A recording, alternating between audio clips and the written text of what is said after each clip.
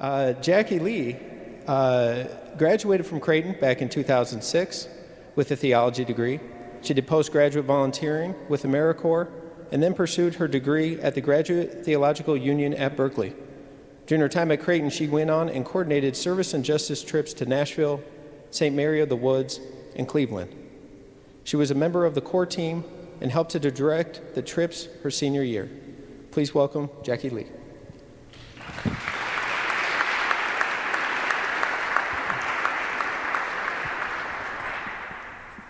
Thank you. I remember back in 2004, before fall break trips existed, believe it or not, I found out I was going to be going to Cleveland, Ohio for my first spring break service trip. And I wish I could say I was excited, but I kind of wasn't. I had no idea why I'd been chosen for Cleveland. I thought it was really close. Then I looked at a map. It took hours to get there, and that 15-passenger van seemed to get smaller and smaller and smaller the further along we got. But I thought, I'll roll with it. I know my pillars. I know all the members in my group's names and something about them. As long as they wear the same T-shirts, I should be able to keep them straight.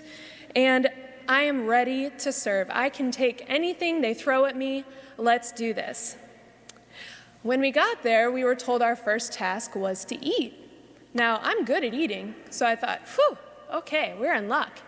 Then they told me that we were going to be standing in line at a shelter to eat, and I thought, all right, I'm a little bit uncomfortable, but it's okay, I can roll with this.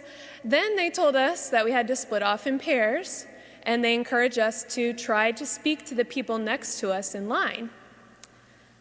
I'm a talker. Sometimes it's hard to get me to stop talking, but this was really out of my comfort zone. I could not think of any time when I had been on that side of the table. Sure, I'd served the food, but it's very different to be waiting in line with people who were there because they needed to be there. I felt conflicted. Sure enough, we get in line, and I am quiet. I don't think I said a word. I was trying to blend in by being completely silent and awkward. I think I stuck out more that way. I shuffled my feet a lot. I wiped my sweaty palms. And I thought, okay, without the Huskers and weather, what else is there for small talk? I'm lost. I don't know what to do here. Then we got up to the front of the line, and I remember the people working the line looked at me with such pity. And I wanted to tell them, oh, no, don't worry. I've got, food at home. This is just something I do on my spring breaks like other people do, And I remember that was probably the first piece of empathy I felt for the people standing next to me in line. I knew how the people across the table felt, but I was getting a piece of what it felt like to be the one who was being served the food. I sat down at my table and I tried my best. I tried to remember the Cleveland Browns or something, and in the end I just asked the person next to me, hey, where are you from? And it rolled from there. I ended up meeting a man and his children. I met a few other families, and I can tell you that we had a great conversation. That night as I was home, lying in a warm bed, it really hit me how homelessness must be so lonely. People walk past them. I'm one of those people. Don't make eye contact. Don't give them change. And I remember thinking, what would it be like to go an entire day without having a real conversation? And feeling so thankful that not only was I able to participate in those conversations, but I take that for granted almost every day.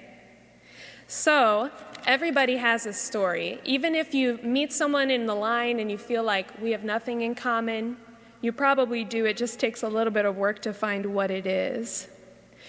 This was the time when the first social justice issues started to have a face for me. It was the time when I started to think about homelessness not just as something that happened out there, but as something that happened to David, something that happened to Susan, something that happened to those people I spoke with in the line. So what I want to tell you is just be present. You can do something if you want. You probably will be asked to do something at least. But the most important thing that I can tell you is to be. Just be there. Talk to them. Have eye contact. Make a good conversation. Just make sure that they know that you are there to learn something from them. This will help energize you, and it will also help you put a different dimension to every situation that you'll encounter. Good luck and travel safe. Thank you.